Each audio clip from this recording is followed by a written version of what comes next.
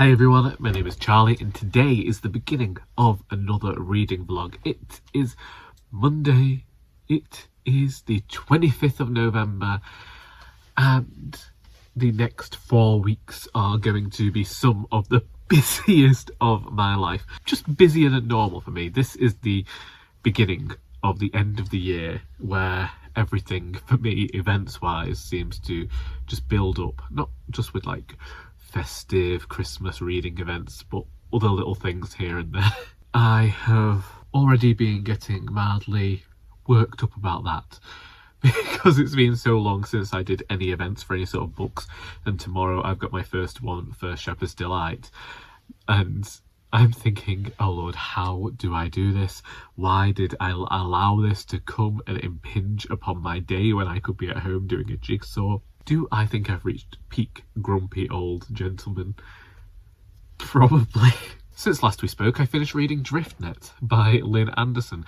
When I finished this book, I was thinking how I wish that I could read all books this fast, simply because I was reading 3 pages a minute when it came to this. This is very stylistic of 2003 when the book was released. I said the other day what I liked about this book is that we get mention of what's going on in the characters' lives as well as a mystery. So this is the first crime novel featuring forensic scientist Rona McLeod, and in this book there are young gay men being killed. Rona is part of that investigation, and she believes there may be a deeper connection to one of them because a lot of people keep commenting how one of the victims looks a lot like her, and she gave up a son for adoption 17 years before the events of this book. While we did go into seeing who these people's families were, we didn't really go into the book in any depth, and I think that's okay for the genre that we have here, and I still want to go on and read more of the books. But when I think about the actual crime within this book, we don't learn anything about the victims, and that seemed a bit strange to me. And we don't really learn anything about the killer or their motives. It's just like, this happens, then this happens.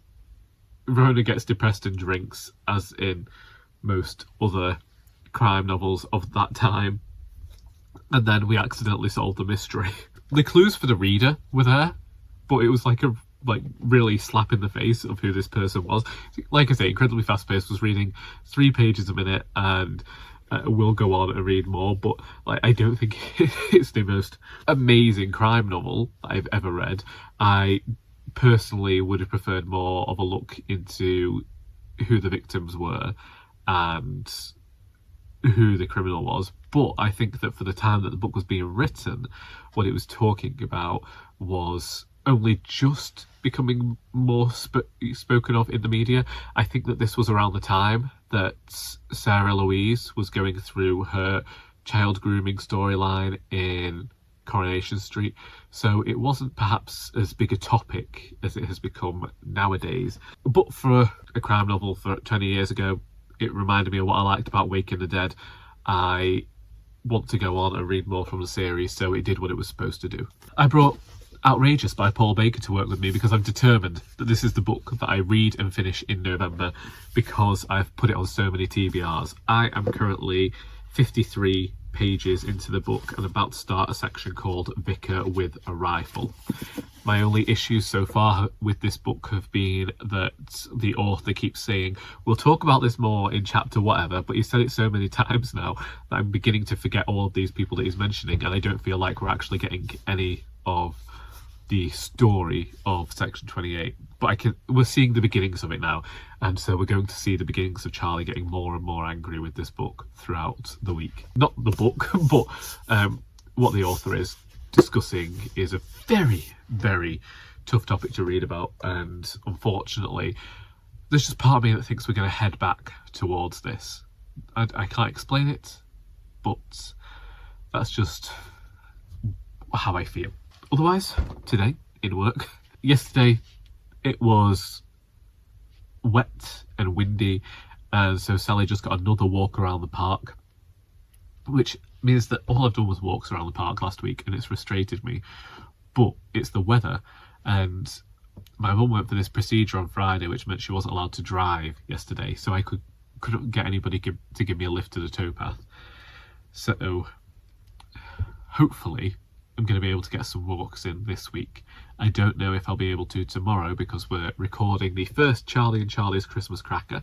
That's me and Charlie of Charlie Brooke Reads, where we do a little bit of Christmas frivolity each year. This is our third year doing it. And then Congleton Library in the afternoon for Shepherd's Delight. So hopefully Wednesday is going to be the day where I try and go off on some adventure. Hopefully the weather's still good and I'm able to figure out a lengthier route. As with everything, it's all down to what happens. We can't predict the future, no idea what will happen by Wednesday.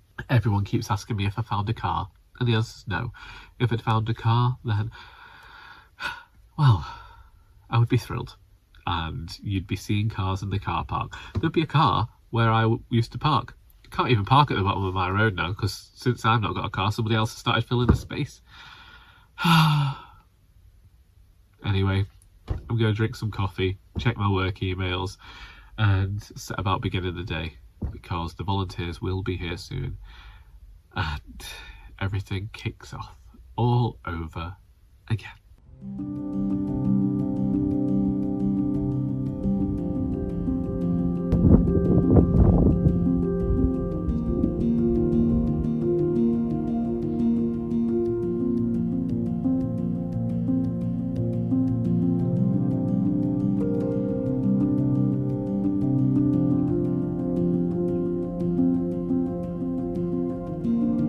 Earlier this week, I came up with this idea that I wanted to try and spend this week reading like my mother.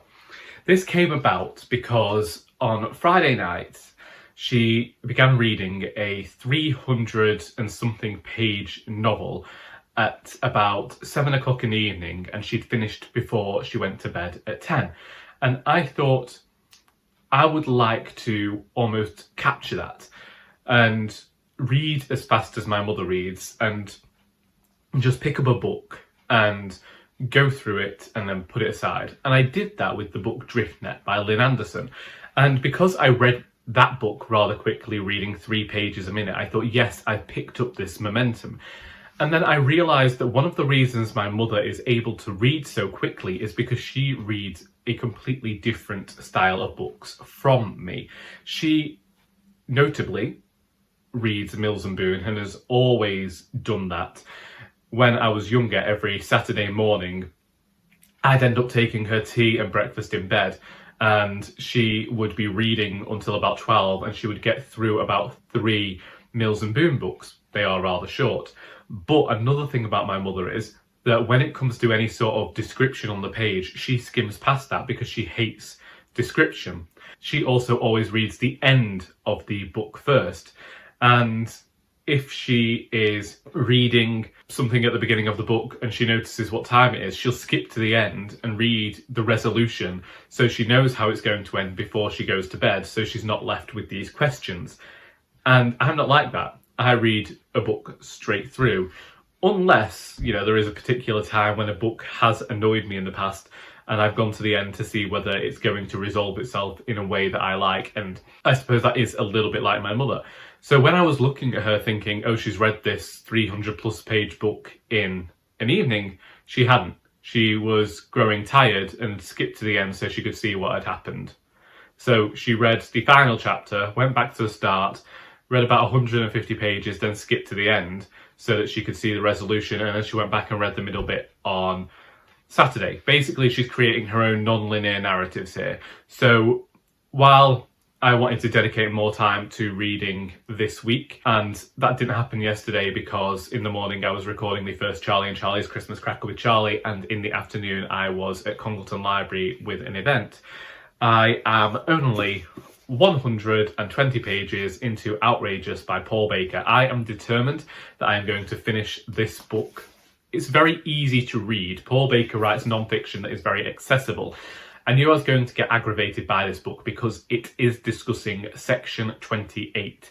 And at the moment, we are seeing people campaign against discussing gay relationships and the way that gay people were discussed in the 1980s going into the 1990s now. Some of the things that are being said are quite disturbing and dark, and have unfortunately, because this is only 30 to 40 years ago, continued to be perpetuated throughout society, and people still have these beliefs about certain gay people. I'm getting further annoyed because as I'm reading, I'm recognising that this is exactly the sort of thing that is happening in conversations about trans people and trans lives now, and I find that equally as disturbing because I can't help but think that we are just repeating history. And if they're doing this about trans people now, what's to say that they won't retroactively do things to other members of the LGBTQIA plus community? And so it's rather a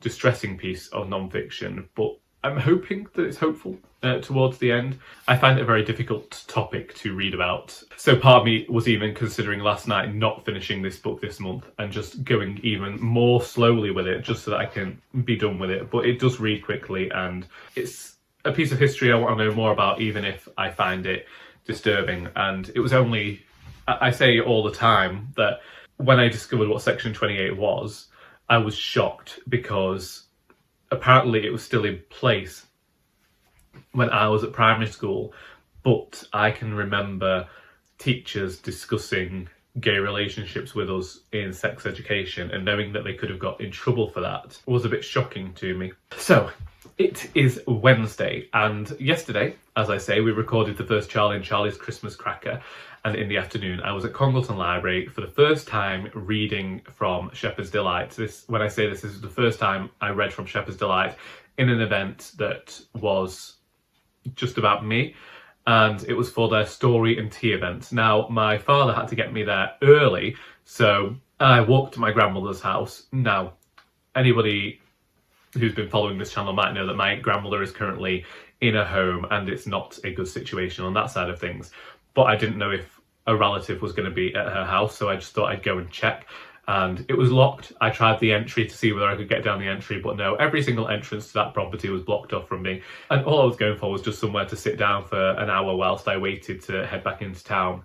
So I waited for a bit of time to see if anybody turned up, and they didn't. So I went back and decided I was going to visit the cemetery for a very weird reason. I know that I have got dead relatives who are buried in the cemetery, but we've never visited since the first time of them being, I don't know what you call buried, interned, because my mother's family believed that the body is the body, and that the going to visit a gravesite isn't going to visit the relatives at all. But there was part of me that had this curiosity as to whether I was remembering correctly where I'd visited. And I knew that my great-grandparents and my grandfather's plots do not have headstones, and I could remember the general location we'd been stood. I just had this wander through this graveyard. I do like a wander through a cemetery anyway. I find them rather surreal places because the headstones go back to the 1800s, and the further back you go, the more newer graves are there. And it's almost like as you're going in, the way that these headstones are imposing and everything reminds me of that scene in A Muppet's Christmas Carol where Scrooge is facing all these headstones. They're falling over, they're a bit imposing, and they felt like the old guard looking out for the rest of the cemetery. But also the thing about the old guard, the very imposing part of the graveyard as you're walking in, was that all the trees are shrouded over it and it's in darkness, and it felt very wintry. I moved into the more modern section. It sounds like a library here. We have the classics, and now we're at modern fiction. And the sun's out, and all of these graves were illuminated, and here's where I was seeing mourners. People had come to clear graves, others had brought flowers, and it's felt very suffused with sadness. And I just, had this about an hour of solemnity as I wandered around all these graves. I found the general area that my grandparents were in, and I didn't really think about that. I was just looking around at all these other things, and one of the saddest parts to me is that they're building new houses right across from these headstones, and it almost feels, I don't know, it felt wrong to me to see these new builds going on, because the cemetery is usually a very quiet place where people can come for the silence and the solace that comes with remembering a loved one. And these builders are playing really loud pop music and swearing at one another, and I just found it a bit disrespectful, if I'm being honest. So I left the cemetery when it was time to head to the library, went to the library, read from Shepherd's Delight. I'd got a good crowd. A few people had seen before, some that I hadn't, and I wasn't reading from Doris, and people had come expecting something like Doris. I read for half an hour with the plan to read more after the tea break, and then we never came back from tea break, and people started leaving, and somebody said, I thought he was going to read more, and I said, well, I did too, but everybody's leaving, so I guess thank you and goodbye. And it was just a really awkward ending, and I don't know what went on or if it was supposed to be chaired differently. I was glad to see people who'd been to my events before and wanted to see what Shepherd's Delight was about. It's always surreal to hear people talking about you in the audience, and you have to kind of pretend that you can't hear what they're saying about you. But then someone at the end who'd been smiling at me throughout and been really the most interactive member of the audience came up to me at the end and told me that our Doris lives on her nightstand, and that she wasn't a reader before she read Doris. She said the characters are so reminiscent of people that she's known in the past, and that she really appreciated my observations. And I think that although I thought it was not the best event in the world, and it hadn't gone as well as my events for Doris and An Heir to Murder, it was worth it just for that one comment. It's nice to hear that people continue to support me outside of the Doris ventures. And this same lady asked me whether the WI were going to appear again, so I let her have a look at Mistakes Mean Murder, because my whole plan had been, when we did the second half, I was going to reveal Mistakes Mean Murder and read the first chapter to them, but unfortunately it wasn't to be. Sometimes I do wonder whether there is something in the universe that just pushes people towards you, or whether it's just because we live in such a close-knit community that sometimes these things occur, or the fact that really I have an exceptionally large family, so these things are going to happen. But I got to talking to somebody who has been to my events before, and she started telling me where she lived.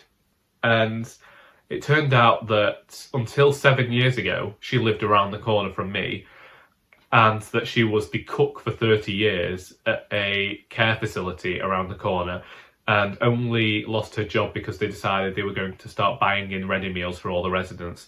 And she started telling me about how her Christmas Eve used to be, cooking until 10 o'clock in the evening so that she could go home and have Christmas at home, and she would leave them 2 full days worth of turkey dinners so that they could feed the residents. And I thought, you've got much more stamina than me, because I wouldn't be doing that for nobody. I would be giving them a ready meal. And then we had a long chat about the care industry in the UK. It was a funny old situation, because seeing all these people had me thinking about the Doris books again. And they are done. The Doris books are definitely done. But I think there is room for exploration with other older characters in Partridge Mews and other stories to tell. And I suppose a prior commitment, when I eventually write that, and finish that because I've started it, is going to be something like that. One thing that I've never considered when it comes to writing books about these older people is the widows, the people that are left behind. And yeah, yesterday was really a day that just felt very suffused with grief and very sad. So much so that I decided I was only going to read the happy poems from Shepherd's Delight. So I feel sorry for anyone who came yesterday, because I had this walk through the cemetery and I was feeling sad, and I messaged Charlie to say this, and I kind of absorbed any sadness that was there. And then I went there, and people were telling me how Harold had reminded them of their lost husbands, and I'm thinking, it's nice that people are reading Harold's voice and connecting with him in that way. And then I read Bury Me in My Wellies, and it's the first time I've ever got sad reading Bury Me in My Wellies, and I don't know why. I suppose sometimes these things just take you that way. Today's plans are to finish up here, do some more reading of Outrageous, and take Sally for a walk. I might be going out somewhere early with my mother, but I don't know whether she's still finishing work early.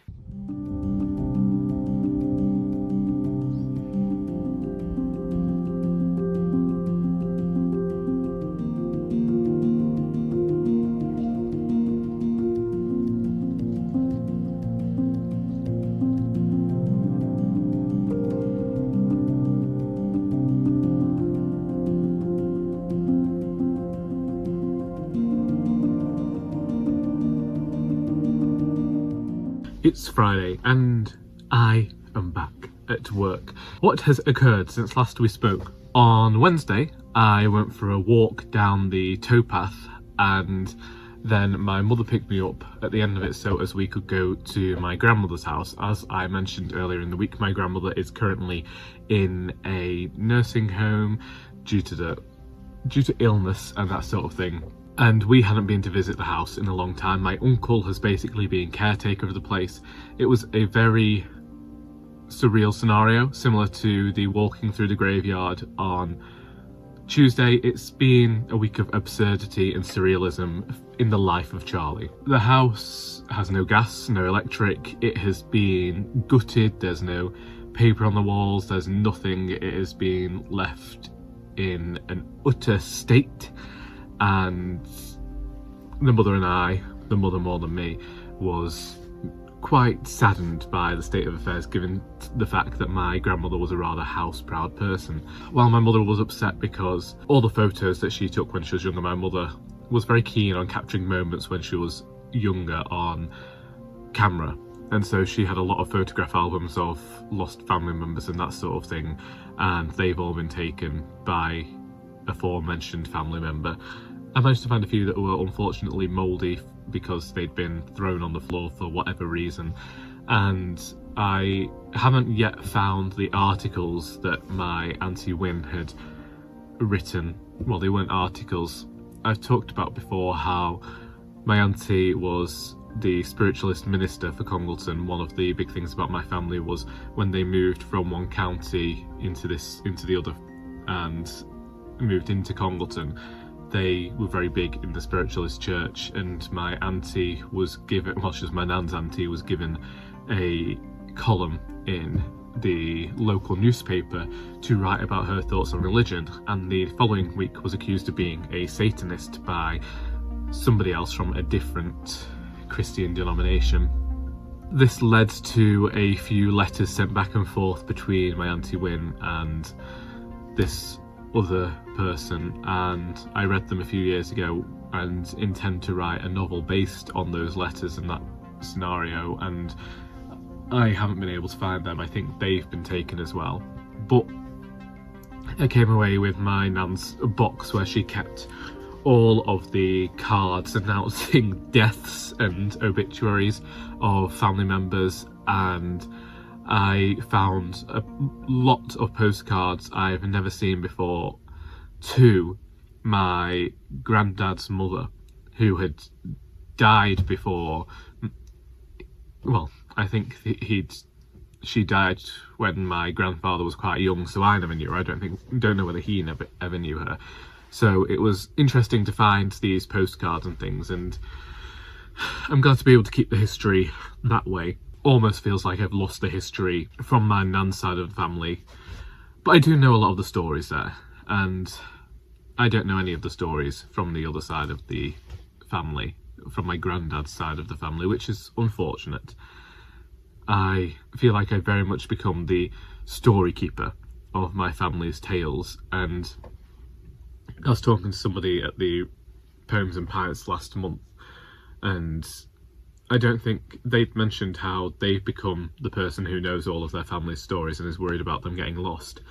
And so she keeps telling them, and I was trying to sympathise with her, but I don't know, I feel like there is almost a great sense of loneliness that comes with being the person who has all of the stories of the family and has them passed to them, and doesn't have the people there to talk about these stories with or enthuse about them, because, you know, they can be funny and they are really part of the history of the family, but it's finding the people that aren't me that care to talk about those things. And a few years ago I was talking to my sister about this, and she didn't know any of the stories I had, and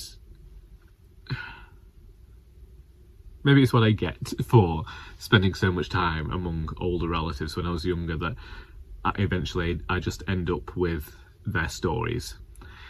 So that's where I am. It's been a very maudlin, reflective week that has had a tiny modicum of grief there. As I said, I absorbed the sadness when I was in the cemetery the other day, and I absorbed some sadness when I was at my grandmother's house, but it quickly turned into this almost sense of reverie and this idea that I'm happy with what I got. As in, I'm happy with what came out of all those relationships and discussions with older relatives, even if they're not around to discuss them anymore. And so Thursday, I conversed with the head of Income Generation from the charity shop about a specific topic of which I can't go into, and then had the writers group. And I read the prelude to Mistakes Mean Murder, and it seemed to go down well, which is good because the book's going to be out in 2 months, which means I really should register with Nielsen's. No more reading has happened. I did not read like my mother this week. I read like Charlie again. Reading has slowed down because I have got busier this year, and I just have to contend with that and accept that even though I'm not reading a lot per week, it is still happening. And one of my goals this year was, even if I wasn't reading a huge amount, still to at least try and read every day. So I read another short story in the Elizabeth Taylor collection last night. Still intend to finish that by the end of December, and that's where I am. So I will probably check in tomorrow to round everything off. It's Saturday, and the only way you'd be able to tell is if you knew that I changed my shirt, because the cardigan's the same, the jeans are the same, the shoes are the same. Because, as has been regularly mentioned on this channel, like Lizzie McGuire, I am an outfit repeater. That has haunted me for the last, 22 years now? If it wasn't before that, was seeing Kate call Lizzie McGuire an outfit repeater. And all because I didn't have that many clothes. Indeed, when I got to sixth form, somebody said, "Why does Charles always come to sixth form in the same clothes?" And I can remember turning to them and saying, "It's because I'm poor."